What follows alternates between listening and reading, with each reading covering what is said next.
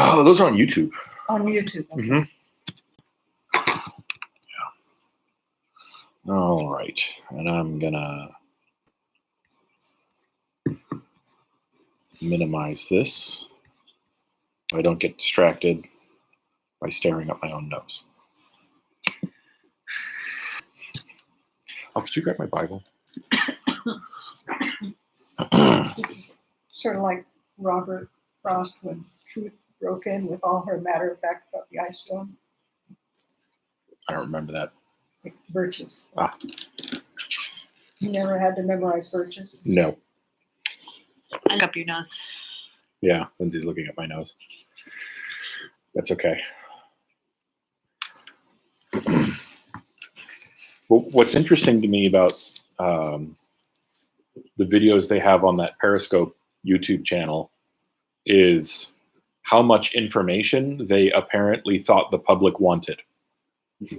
So there's a thing from the 1930s about like the General Motors truck rear suspension axle, where they thought the public wanted to know about the load characteristics of barrel-shaped roller bearings. And you're like... Some engineer thought it was cool. Some engineer thought it was really cool. And he was able to convince a production company to come and do it. And his bosses paid lots of money for it.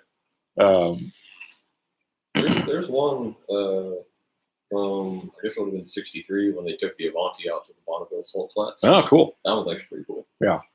Set, I don't know, 20, 30-ish speed records for its class. Cool. Yeah, I knew some friends of my mom and dad's worked for North American Aviation. They would have liked that sort of thing. Mm-hmm. I'm a nerd. I watch them. Well, I think they were too. Yeah. You come from a long line of nerds. I do. We have a family history of nerdery. Yeah. That's okay. Yes.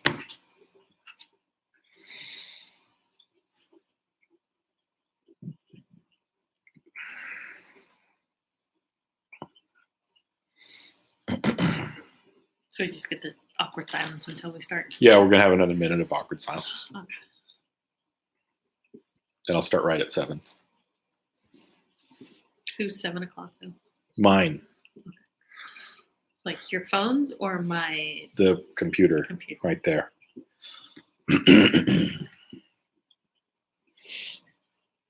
Somebody is telling DeWalt. Yep.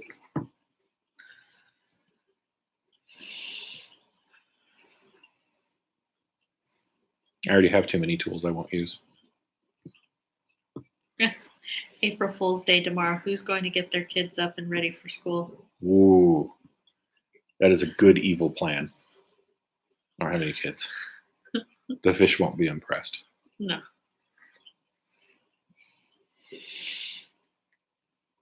So it says in the 25th year of our exile, who is that Israel's exile?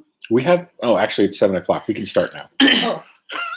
Well, I was looking back and I thought, well, it didn't really talk about the exile. Yeah. The last chapter was not about the exile.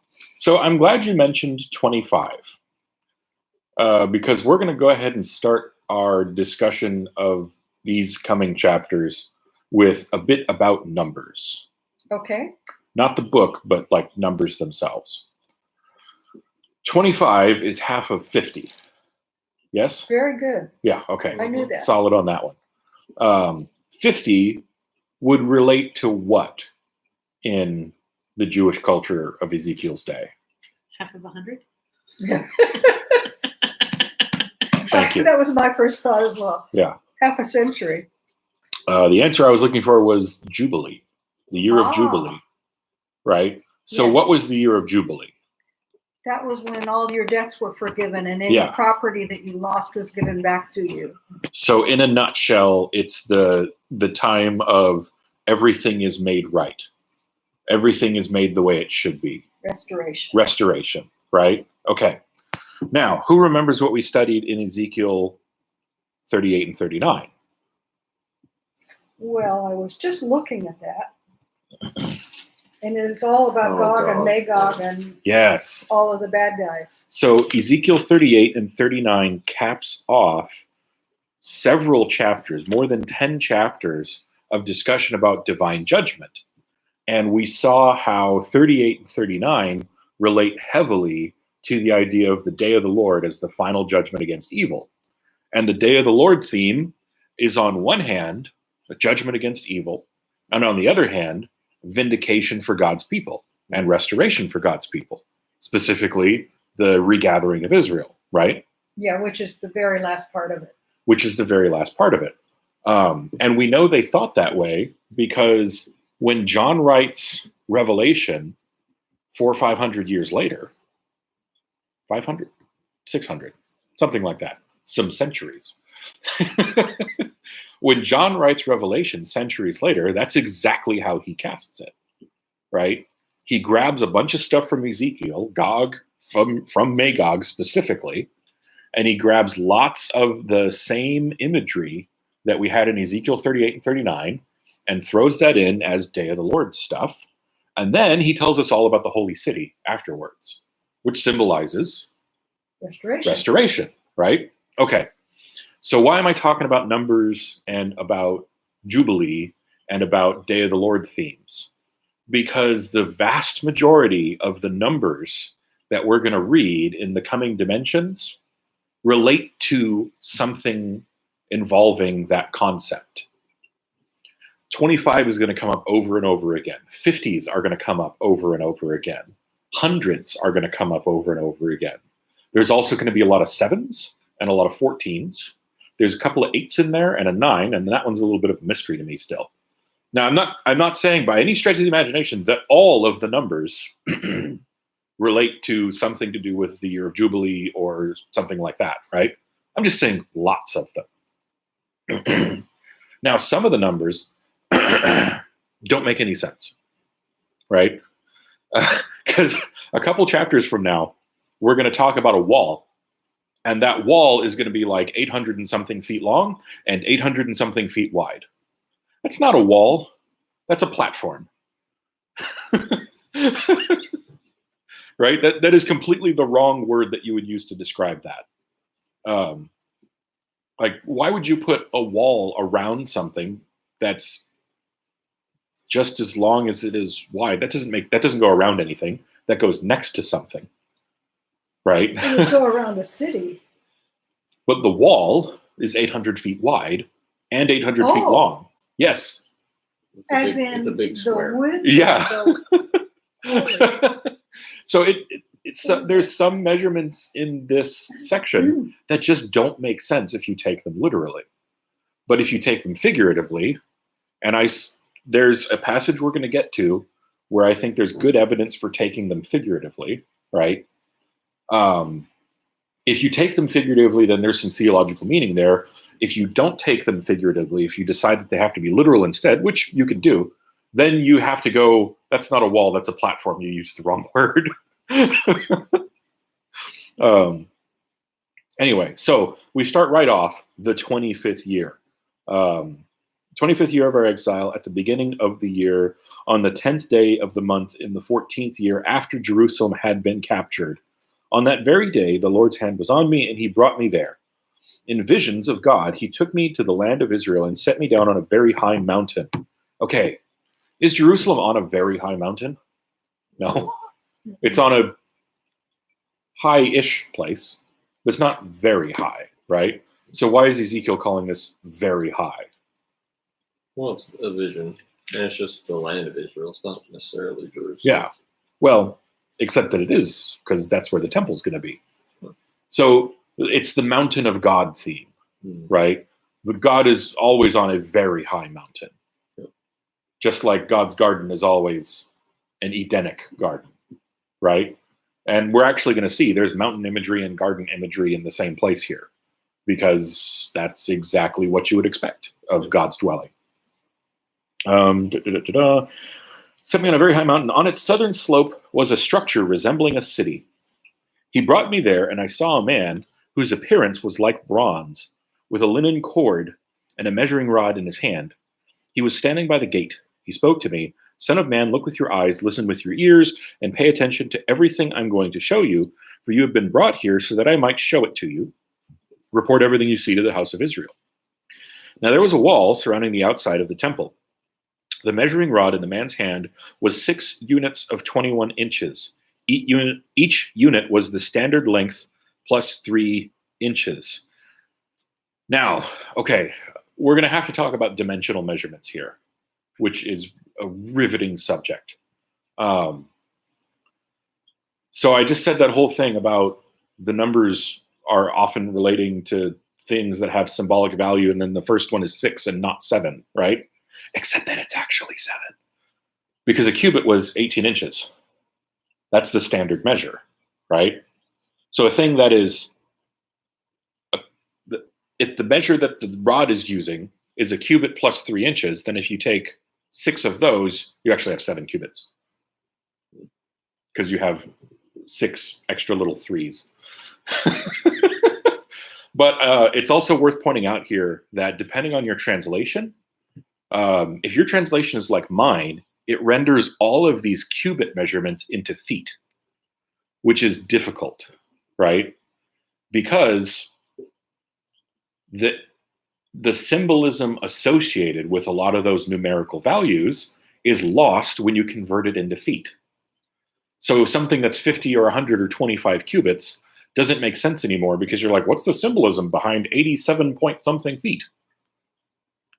So in this particular passage, you may actually do better reading a different translation than the HCSB or the CSB or whatever.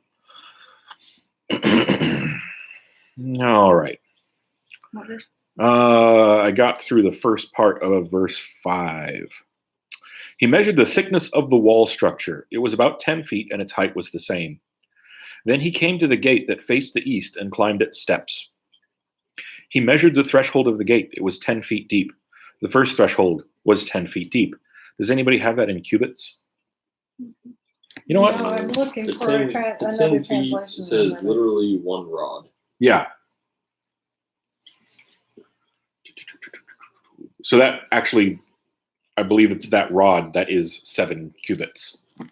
Let me find, I'm going to go on the internet. What about King James? Would that have, That'll have cubits. or New King James? I wonder if that one is, the language will be easier. Yeah.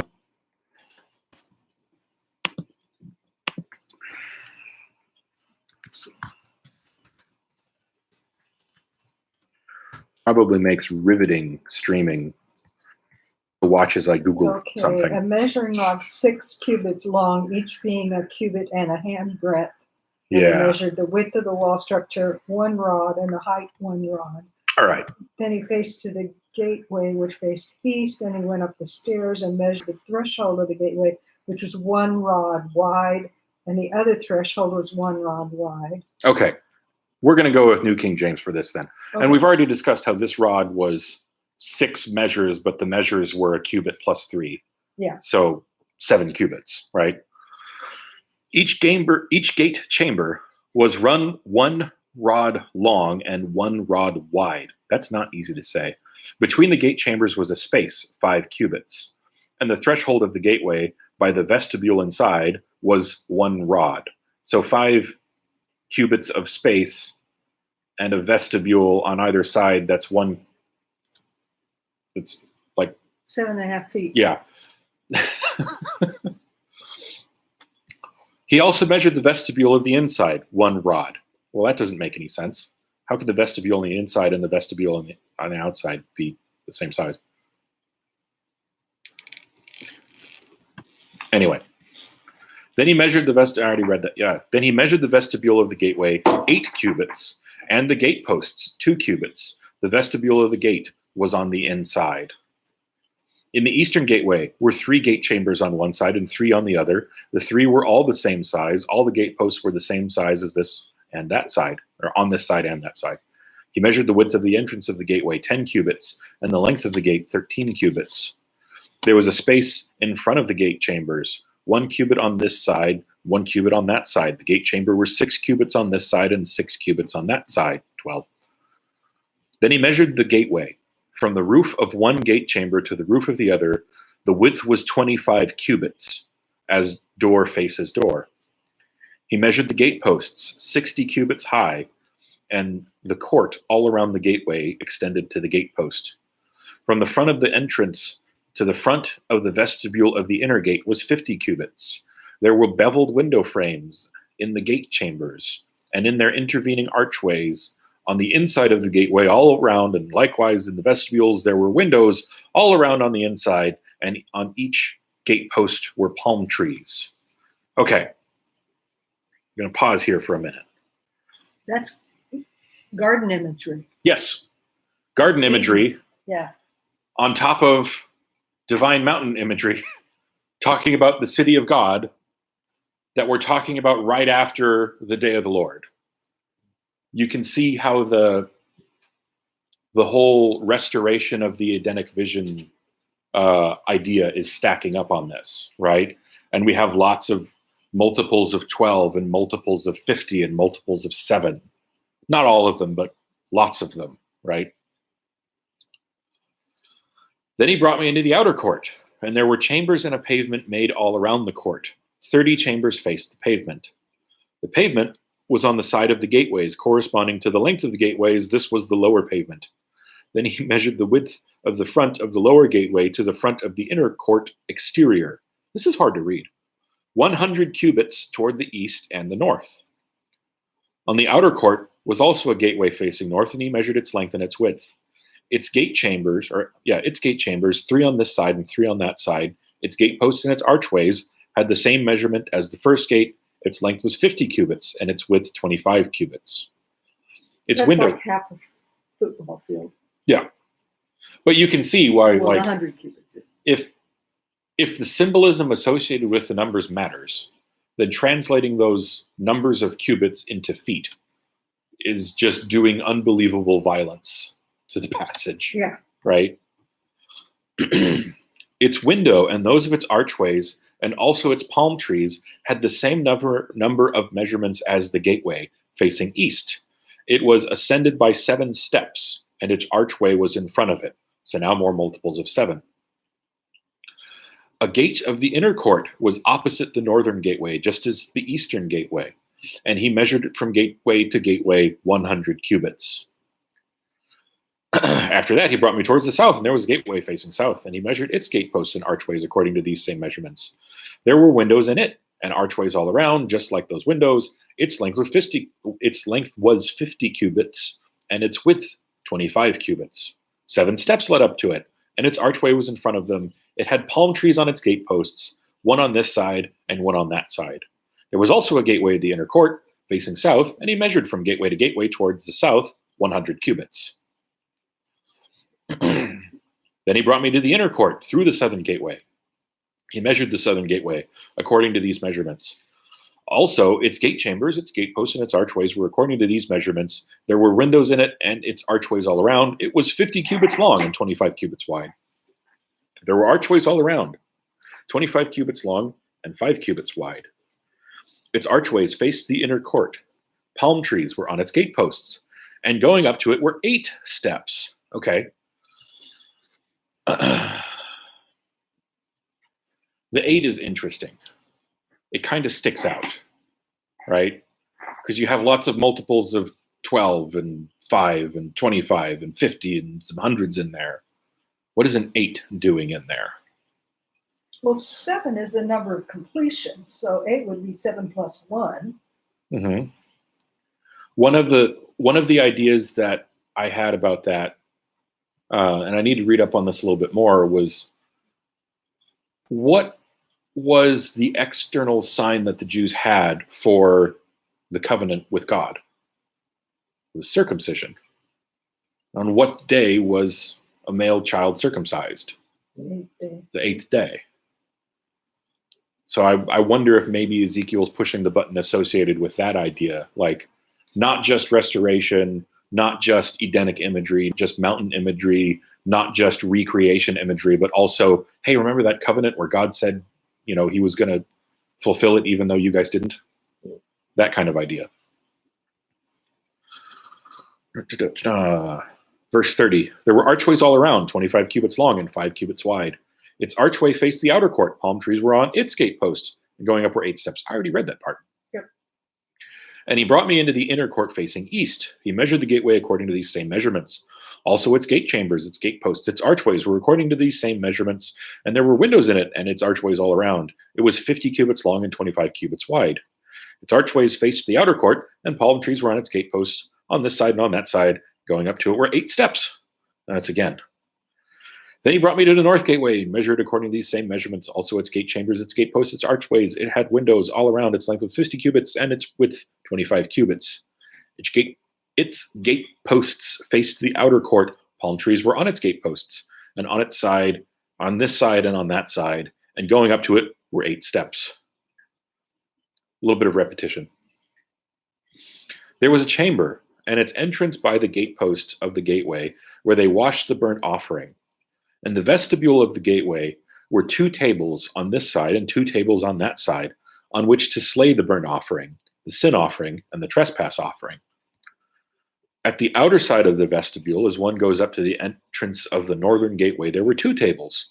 And on the other side of the vestibule of the gateway were 2 tables. 4 tables were on this side and 4 tables on that side. By the side of the gateway, 8 tables on which they slaughtered the sacrifices, and the sacrifices also were associated with the covenant. There were also 4 tables of hewn stone for the burnt offering, 1 cubit and a half long, 1 cubit and a half wide, and 1 cubit high. On these they laid the instruments with which they slaughtered the burnt offering and the sacrifice. Inside were hooks a hand's breadth wide, fastened all around, and the flesh of the sacrifices was on the tables. Outside, Okay. yeah. So back at the end of 39, Mm-hmm. mine said restitution offering. Yes. Is that Depending on your translation, there's different names for the different offerings. Basically, there's some offerings to go, oops, I made a mistake. There's some offerings to go, oops, I did wrong. because what did you say for the last one? In this translation, it's called the trespass offering. Okay. Because the difference is like the offering that would be given for you committed evil was different than the offering that you would give for oops, I made an error. It's just trespassing and restitution just don't really seem to be. This note says the restitution offering is for unintentional sins, Yeah. primarily committed in relation to the tabernacle or the temple. Yeah. Because there were all kinds of rules about what sort of ritual cleanliness or ritual qualifications you needed to have. Well, because the things you had to stay away restitution makes from. sense. It was just the one that you read. Yeah. Trespass. Trespassing Yeah. doesn't really. I agree. It's not a great word for it. I guess just because that's how we use the word differently now. Yeah. 44. 44. Outside the inner gate were the chambers for the singers in the inner court, one facing south at the side of the northern gateway, one facing north at the side of the southern gateway. Then he said to me, this chamber which faces south is for the priests who have charge of this temple. The chamber which faces north is for the priests who have charge of the altar. These are the sons of Zadok from the sons of Levi, who come near the Lord to minister to him. And he measured the court, 100 cubits long and 100 cubits wide, 4 square. The altar was in front of the temple. Then he brought me to the vestibule of the temple and measured the doorposts of the vestibule, 5 cubits on this side and 5 cubits on that side. And the width of the gateway was 3 cubits on this side and 3 cubits on that side. The length of the vestibule was 25 cubits, and the width 11 cubits. And by the steps which led up to it, there were pillars by the doorposts on this side and another on that side. Whew. I'd like to think Ezekiel in this vision is just sitting there bored out of his mind, watching this guy like one by one Yeah, measure out 100 cubits. And it's 100. And then he measures. yeah. I mean, Write this down. what Ezekiel would have given to have copy and paste. Yeah. Then he brought me into the sanctuary and measured the doorposts. 6 cubits wide on one side and 6 cubits wide on the other side, the width of the tabernacle. The width of the entryway was 10 cubits, and on the side walls of the entrance were 5 cubits on this side and 5 cubits on the other side, and he measured its length, 40 cubits, and its width, 20 cubits. And he went inside and measured the doorposts, 2 cubits, and the entrance 6 cubits high, and the width of the entrance 7 cubits. He measured the length 20 cubits, and the width 20 cubits. Beyond the sanctuary, he said to me, "This is the most holy place." And those are the same dimensions. Just like there's dimensions that call back to the size of the tabernacle, the 20 by 20 recalls the size of Solomon's temple. This is all, he's writing this while they're in exile, right? Yes. So this is so that they can go back and rebuild the temple, isn't it? Is it? Well, Because some of this makes no it sense. occurs to me. Yeah, some of this makes no sense. At one point, we're going to be describing walls or 3 stories worth of rooms that get wider as they go up. Well, that is a problem. It's just not possible with the kind of architecture that they had. Mm-hmm.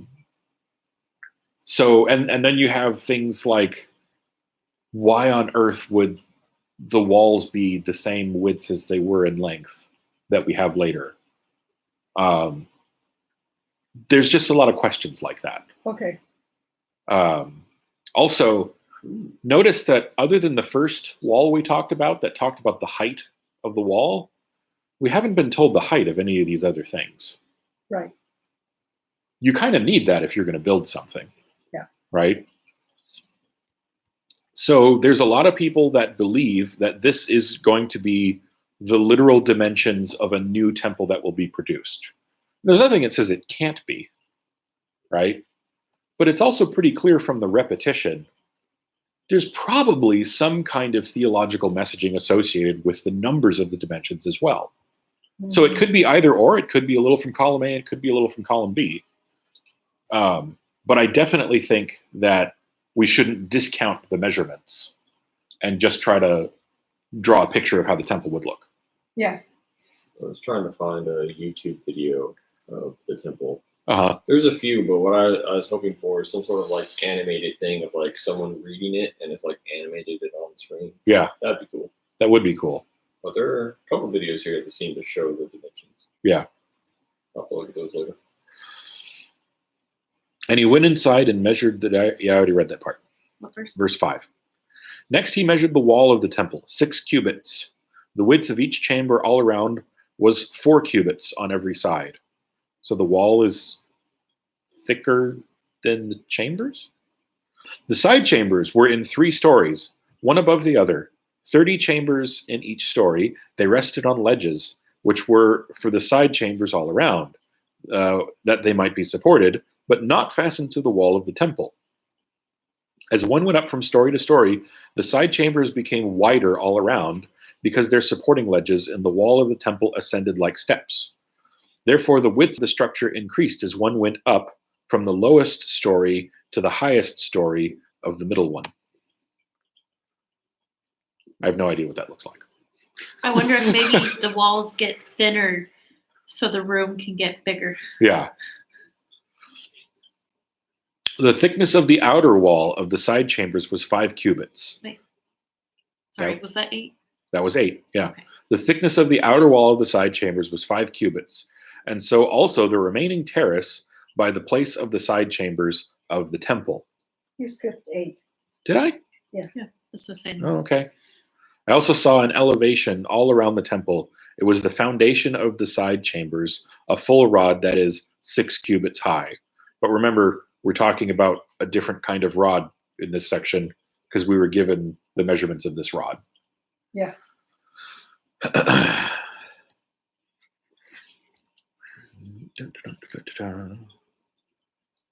Now can I read 10? Yeah. Okay. Between it and the wall chambers was a width of 20 cubits all around the temple on every side. The doors of the side chambers opened on the terrace, one door toward the north, another toward the south, and the width of the terrace was 5 cubits all around. Why would you have a wall 5 feet thick? Or I'm sorry, 5 cubits thick. not to keep anybody out. Anyway,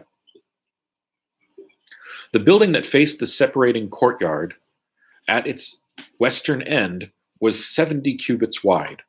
The wall of the building was 5 cubits thick all around, and its length was 90 cubits. So he measured the temple, 100 cubits long, and the separating courtyard with the building and its walls was 100 cubits long. Also, the width of the eastern face of the temple, including the separating courtyard, was 100 cubits. He measured the length of the building behind it, facing the separating courtyard, with its galleries on one side and on the other side 100 cubits, as well as the inner temple and the porches of the court. Their doorposts and the beveled window frames, this is hard to read, and the galleries all around were 3 stories opposite the threshold, were paneled with wood from the ground to the windows. The windows were covered. Does anybody remember the descriptions of Solomon's temple, where everything was paneled with wood because it was meant to evoke garden images? Vaguely. Yeah, we covered that a long time ago. Mm-hmm. From the space above the door, even to the inner room, as well as outside and on every wall all around, inside and outside by measure. And it was made with cherubim and palm trees, a palm tree between cherub and cherub. Each cherub had 2 faces, so that the face of a man was toward the palm tree on one side, and the face of a young lion toward the palm tree on the other side. This was made throughout the temple all around. From the floor to the space above the floor, and on the wall of the sanctuary, cherubim and palm trees were carved. The door to the temple was square. The doors of the temple were square, as was the front of the sanctuary. Their appearance was similar. The altar was wood, 3 cubits high, and its length 2 cubits. Its corners, its length, and its sides were of wood. And he said to me, "This is the table that is before the Lord." The temple and the sanctuary had 2 doors. The doors had 2 panels apiece, 2 folding panels, 2 panels for one door and 2 panels for the other door. How many panels? 2. Cherubim and palm trees were carved on the doors of the temple. 2 apiece. Yeah, 2 apiece. Carved on the doors of the temple just as they were carved on the walls. A wooden canopy was on the front of the vestibule outside. There were beveled window frames and palm trees on one side and on the other, on the sides of the vestibule, and also on the side chambers of the temple and on the canopies. Whew. Now, where have we seen cherubim before? Ezekiel. Yes. Specifically, In one of the visions, but I don't remember what all the cherubim were. yeah, Were they the one with like the 4 faces and they never Yep. turn, they just like. and in Babylonian iconography specifically, cherubs were what pulled the chariot throne, right? So the word is not actually a Hebrew word. It comes from Babylonian languages, and it's a divine throne guardian. So putting cherubim and palm trees all over the temple, like, you already have the divine mountain idea from chapter 40, and then you have all the divine garden ideas, and then you put actual divine throne guardians in there. You get the idea that this is God's house, right? Now, does anybody remember the last thing we saw about the temple in Ezekiel? The last time the temple was mentioned in Ezekiel. That's when God left,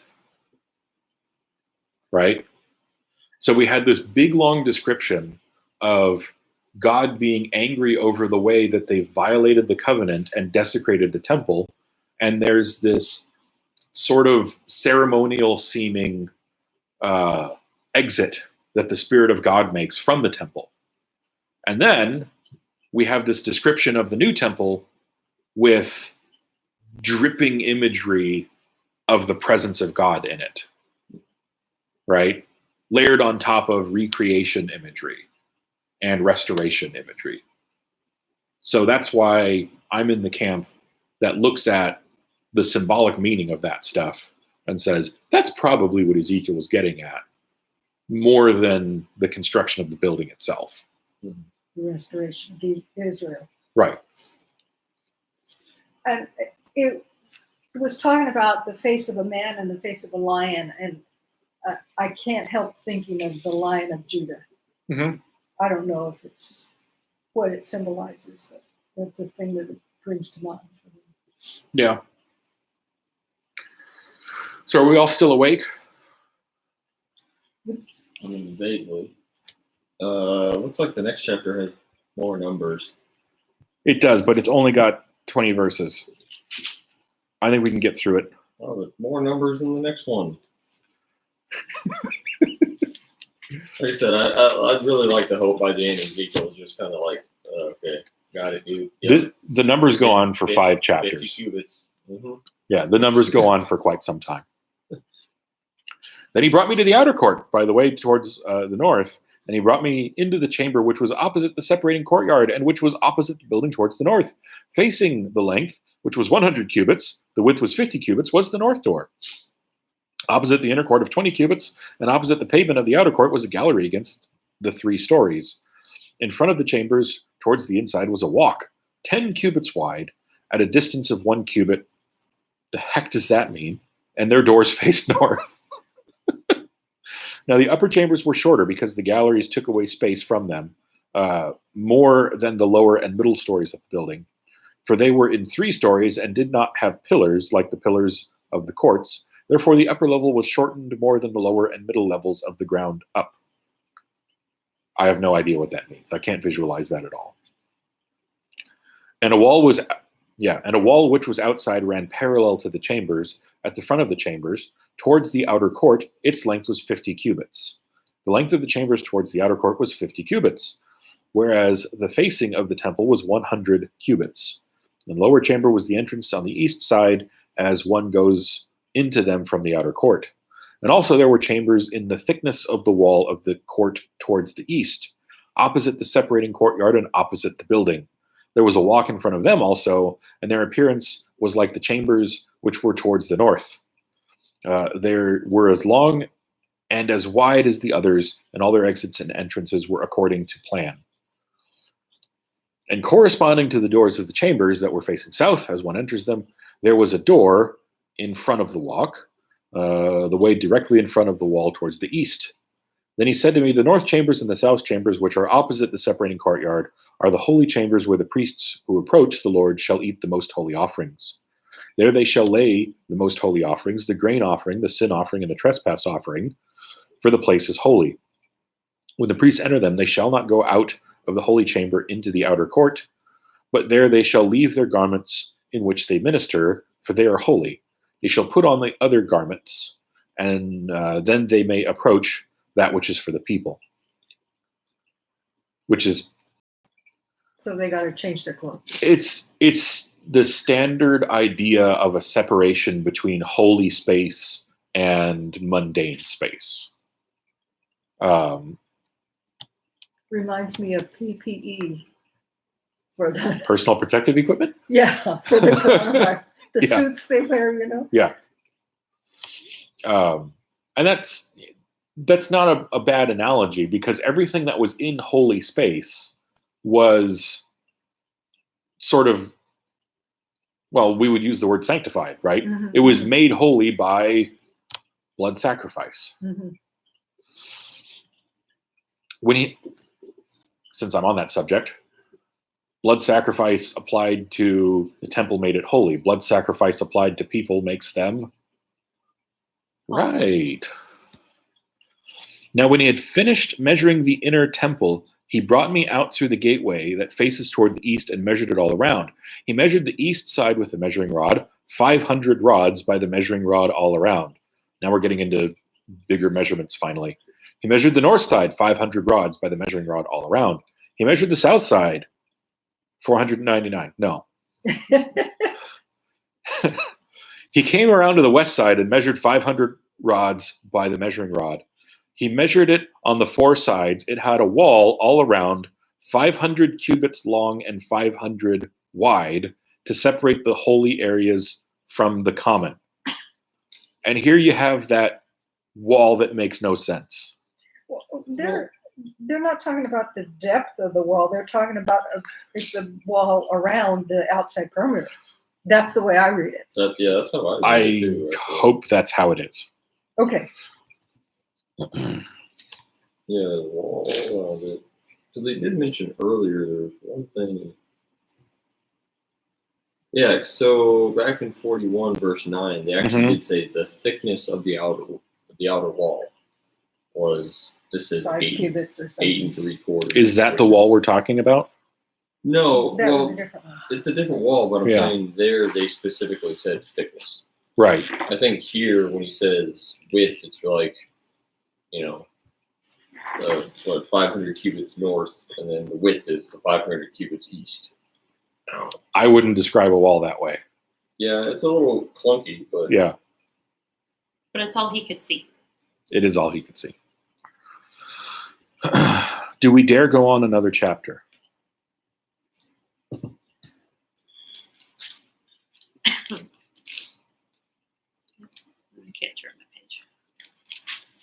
It is 27. 27 verses. Well, they do get into the sacrifices. All right, let's just do it. Big deep breaths. Afterward, he brought me to the gate that faces toward the east. And so this is actually a really great scene. I'm glad we did this. And behold, the glory of the Lord of Israel, or the glory of the God of Israel, came from the way of the east. His voice was like the sound of many waters, and the earth shone with his glory. Where did the glory of God go when it departed the temple? The clouds. to the east. To the east, right? So the same way he left, he's coming back. It was like the appearance of the vision which I saw, like the vision which I saw when I came to destroy the city. The visions were like the vision which I saw by the river Kibar, and I fell on my face. So he gets it. He sees the symbolism, right? It's reversing the previous judgment. And the glory of the Lord came into the temple by way of the gate, which faces toward the east. The Spirit lifted me up and brought me into the inner court, and behold, the glory of the Lord filled the temple. Then I heard him speaking to me from the temple, while a man stood beside me. And he said to me, Son of man, this is the place of my throne and the place of the soles of my feet, where I will dwell in the midst of the children of Israel forever. No more shall the house of Israel defile my holy name, they nor their kings by their harlotry, or with the carcasses of their kings on their high places. And we talked about this when we were talking about the indictment against Jerusalem, how, right up into the temple precincts, they had brought idolatry. In the courtyard of the temple, they were worshiping the sun. When they set their threshold by my threshold, and their doorpost by my doorpost, with a wall between them and me, they defiled my holy name by the abominations which they committed. Therefore, I have consumed them in my anger. Now let them put their harlotry and their carcasses of their kings far away from me, and I will dwell in their midst forever. I bet that's an interesting verse to look at alternative translations of. Son of man, describe the temple to the house of Israel, so that they may be ashamed of their iniquities, and let them measure the pattern. And if they are ashamed by all they have done, make known to them the design of the temple and its arrangements, its exits and its entrances, its entire design and all its ordinances, all its forms and all its laws. Write it down in their sight so they may keep it whole. So they may keep its whole design and all its ordinances and perform them. There's the purposes of all of that description of the temple right there. Yeah. The question is, what do they mean by that?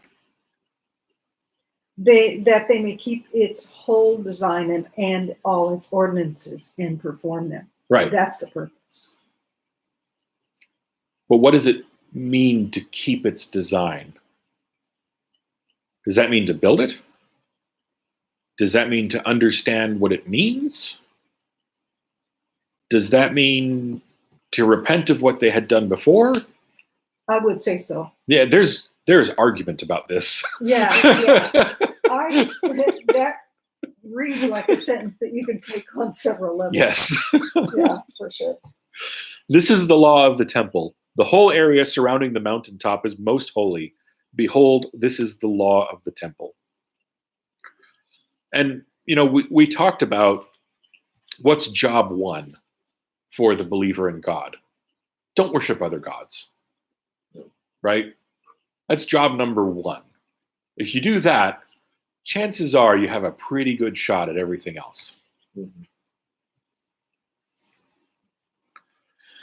These are the measurements of the altar in cubits. The cubit is 1 cubit and a handbreadth, and that's why we're still talking 3 about the inches. same rod thing that was described in chapter 40. The base 1 cubit high and 1 cubit wide, with a rim all around its edge of 1 span. This is the height of the altar. From the base on the ground to the lower edge, 2 cubits. The width of the ledge, 1 cubit. From the smaller ledge to the larger ledge, 4 cubits, and the width of the ledge, 1 cubit. The altar hearth is 4 cubits high with 4 horns extending upward from the earth. The altar, yes. The altar hearth is 12 cubits long, 12 wide, square at its 4 corners. The ledge, 14 cubits long and 14 on its 4 sides, with a rim of half a cubit around it, its base, 1 cubit all around, and its steps face towards the east. And he said to me, Son of man, thus says the Lord God, these are the ordinances for the altar on the day when it is made, for sacrificing burnt offerings on it, and for sprinkling blood on it. You shall give a young bull for a sin offering to the priests, the Levites, who are the seed of Zadok, who approached me to minister to me, says the Lord God.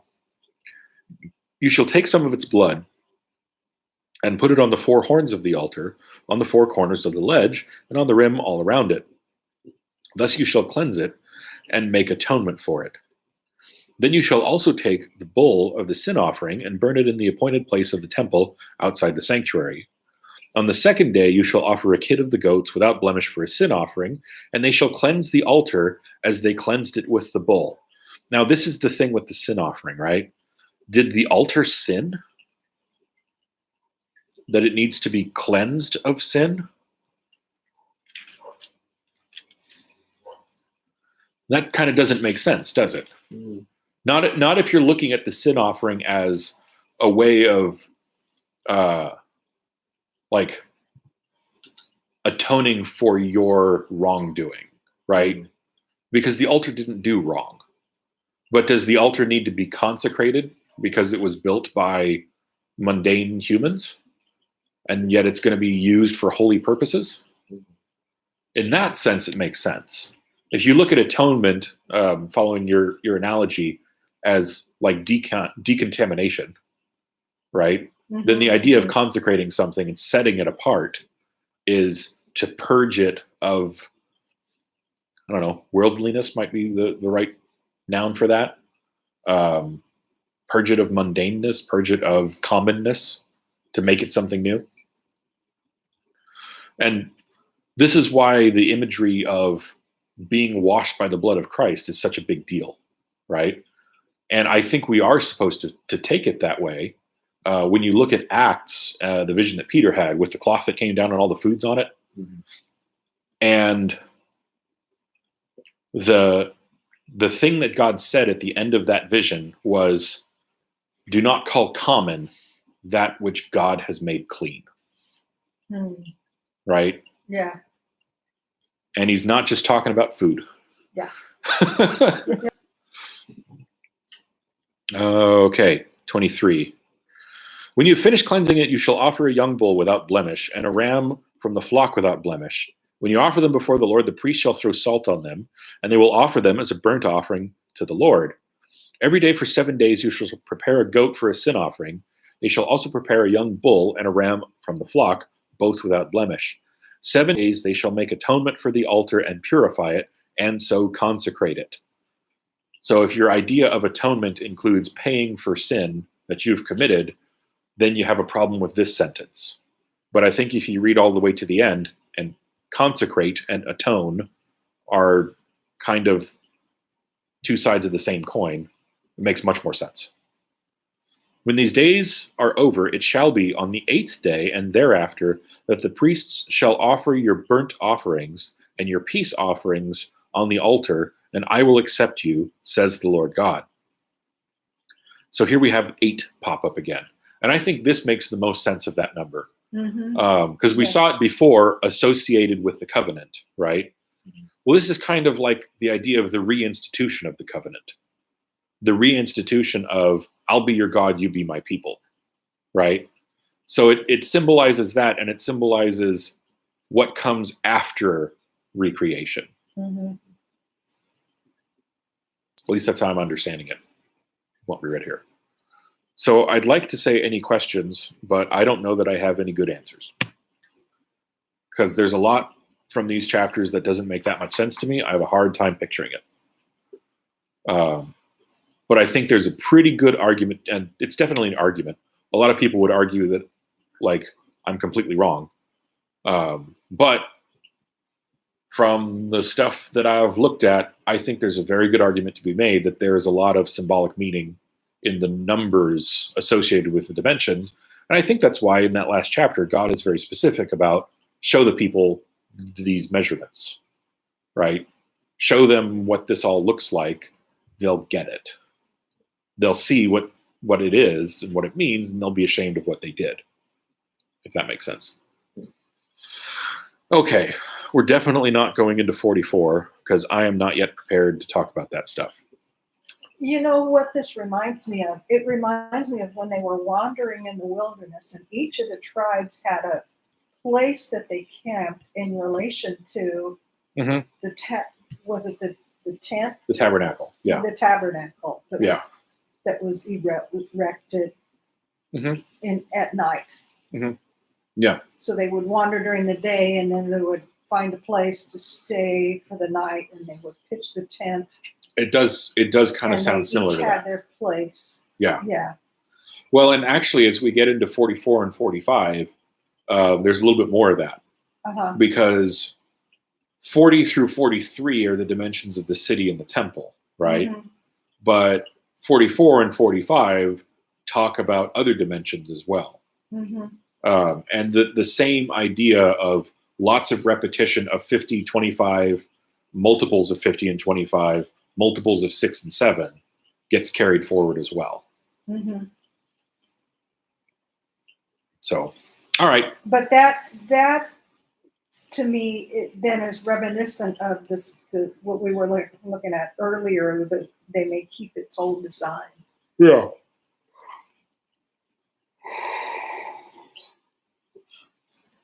Sorry, we put you to sleep.